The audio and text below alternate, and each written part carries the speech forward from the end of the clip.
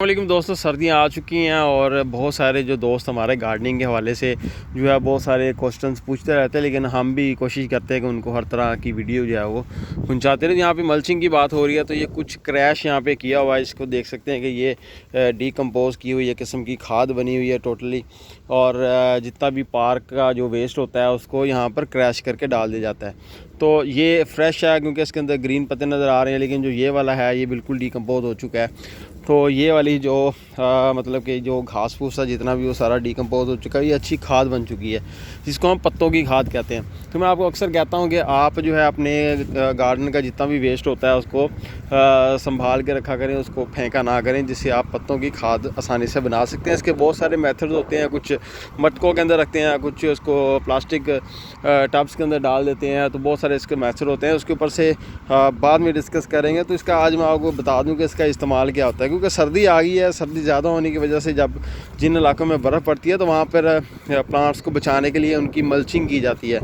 तो अब सर्दियों की जो मल्चिंग है वो कुछ इस तरह से की हुई है। एक फ्लावर बेड यहाँ पे बना हुआ है और इसके अंदर जो है गुलाब लगे हुए हैं, क्योंकि इंग्लिश गुलाब को माना जाता है और यूके के अंदर तो इसकी बहुत ज़्यादा पैदावार होती है। मतलब ये इसका नॉर्मल सा पौधा है और आसानी से यहाँ पे उग भी जाता है। तो आई थिंक यहाँ पे इसकी किसी किस्म की कोई ग्राफ्टिंग वाला सीन नहीं है। जो भी फ्लावर होंगे वो इसके ऊपर इंग्लिश ही लगते हैं। तो यहाँ पे इन्होंने क्या किया है कि इसकी जो कटिंग करने के बाद अब इसके ऊपर इन्होंने पूरा बेड लगा दिया है, जो मल्चिंग कर दी है। और जो पत्तों की खाद थी ना उसकी वजह से उससे क्या होता है कि जो टेम्परेचर है वो नॉर्मल रहता है और जैसे जैसे ये डीकम्पोज होते हैं वैसे वैसे इसके अंदर हीट पैदा होती है जो कि पौधों को फ़ायदा देती है। तो यहाँ पे कुछ गुलाब जो है वो इसके ऊपर लगे भी हुए हैं, जो कि अब लगे लगे ड्राई हो गए हैं। देखिए, तो ये बहुत बड़े साइज़ के गुलाब होते हैं।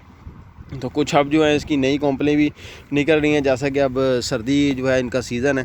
तो ये इस तरह से यहाँ पे इन्होंने इसकी मल्चिंग की हुई है। तो आई होप इस छोटी सी वीडियो से आपको ये मल्चिंग का जो तरीका है, जो फ़ायदा है वो समझ आ गया होगा कि ये मल्चिंग क्या होती है और देसी तरीके से जो खुले या बड़े एरियाज़ के अंदर मल्चिंग हम किस तरह से कर सकते हैं।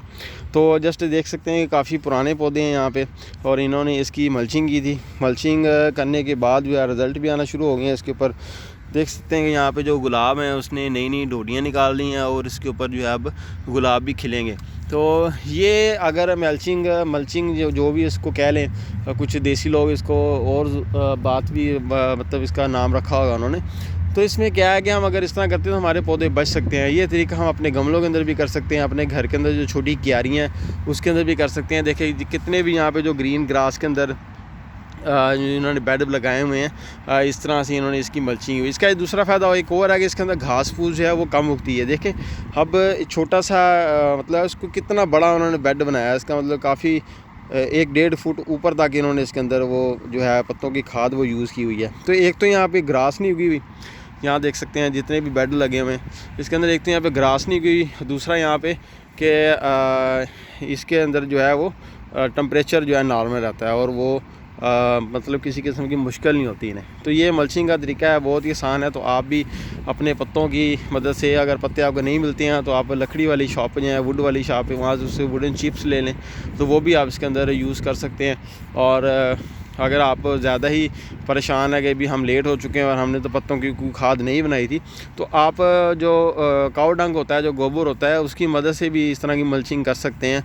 और अगर फिर भी नहीं मिलती तो आप इसकी जगह पे कोकोपीट भी डाल सकते हैं। तो कोकोपीट भी जो है वो यही चीज़ बन जाती है। तो इस तरह से बेड अगर हम अपने घरों में, अपने पार्क्स के अंदर लगाते हैं तो हम अपने पौधों को मोस्टली जो है वो सर्दी से बचा सकते हैं। तो ये एक छोटी सी वीडियो थी, मैंने सोचा आपके साथ को शेयर कर दूं। हो सकता है आपको इसके बारे में पहले पता हो, लेकिन इस तरीके को आपने पहली बार देखा होगा। तो मिलते हैं इंशाल्लाह एक नई वीडियो और एक नए टॉपिक के साथ।